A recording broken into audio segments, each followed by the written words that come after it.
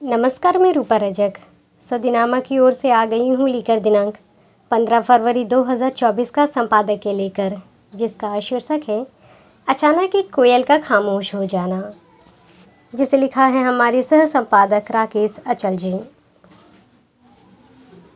बात करते हैं कोयल, इसके माध्यम से बहुत कुछ समझा जा सकता है। डॉक्टर रंजना एक परिपक्व और स्थिर संगीत साधिका रहीं। उनकी संगीत साधना पारिवारिक और व्यावसायिक दायित्वों की कभी बाधक नहीं बनी। वे सौभाग्यशालिनी थीं। अर्थात कोयल के माध्यम से यहाँ डॉक्टर रंजना जी की बात कहते हैं। जानते हैं इस संबंध में आगे क्या कहते हैं हमारे संपादक महोदय। कुछ खबरें वज्रघात जैसी होती हैं। विदुषी गायिका डॉक्टर रंजना तोड़पे का अचानक स्वर्गवास होना एक ऐसी खबर है, रंजना के जाने के बाद यकीन करना कठिन हो रहा है, क्योंकि अभी कुछ दिन पहले ही तो उनसे भेंट हुई थी। डॉक्टर रंजना संगीत की प्राध्यापिका थी और मैं एक संगीत रसिक। हम दोनों के बीच रिश्ते का यही एक बारीक सूत्र था। हम कोई 2.5-3 दशक से इसी रिश्ते में बंधे हुए थे। वे मुझे अपना अग्रज कहती थी और मैं उन्हें अपना रंजना जी कहता।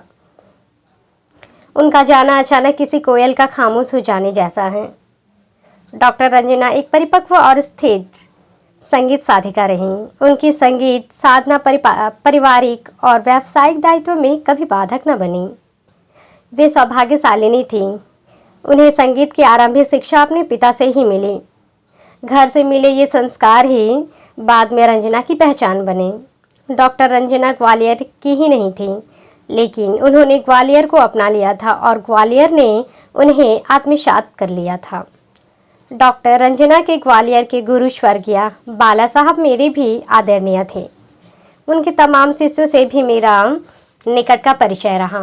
डॉक्टर रंजना जी भी इन्हीं में एक थे। गंगादास की बरीशाला की छोटे से मंच से लेकर विश्व स्तरीय तानसेन संगीत समारोह तक की यात्रा में डॉक्टर रंजना ने अनेक उतार चढ़ाव देखे, लेकिन उनकी चिर परिचित और बाला सुलभ मुस्कान हमेशा उनके साथ रही। डॉक्टर रंजना की मुस्कान उनके संगीत की तरह उनका एक आभूषण थी। संयोग देखिए कि इतने लंबे और पुराने परिचय में मैं कभी भी डॉक्टर रंजना के घर नहीं गया। जरूरत ही नहीं पड़ी। वे जबलपुर के महाराष्ट्र हाई स्कूल से निकले और उन्होंने गृह विज्ञान से स्नातक की उपाधि हासिल की।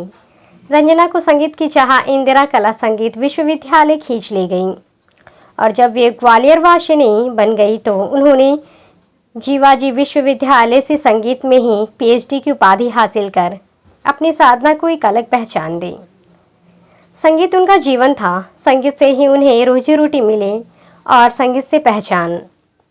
वे भारतीय संगीत महाविद्यालय में व्याख्याता रहीं और जब राजा मान सिंह तोमर संगीत और कला विश्वविद्यालय बना तो ग्वालियर में ही इस विश्वविद्यालय में संगीत विभाग की प्रमुख बनकर अपनी सेवाएं देने लगी। उन्होंने अपने विवाह 1991 के बाद पीएचडी की उपाधि हासिल की थी। डॉक्टर रंजना अक्सर अपने दिवंगत पिता श्री भालचंद्र रानाडे की याद किया करती थी। वे ही रंजना के आदि संगीत शिक्षक थे।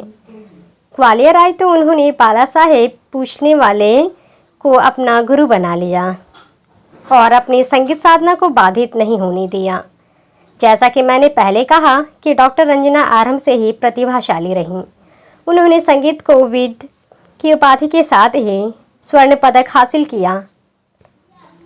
परानास्ता करने के बाद जब पीएचडी के लिए विषय के चुनाव की बात आई तो रंजना ने ग्वालियर घराने की संगीत परंपरा में राजा मान सिंह के योगदान को चुना।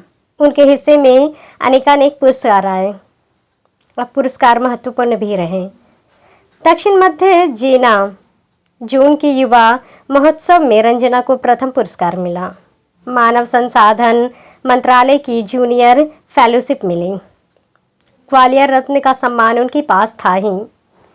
आकाशवाणी की संगीत प्रतियोगिता में भी वे अव्वल रहीं, यानी अव्वल रहना उनके स्वभाव का अंग बन गया।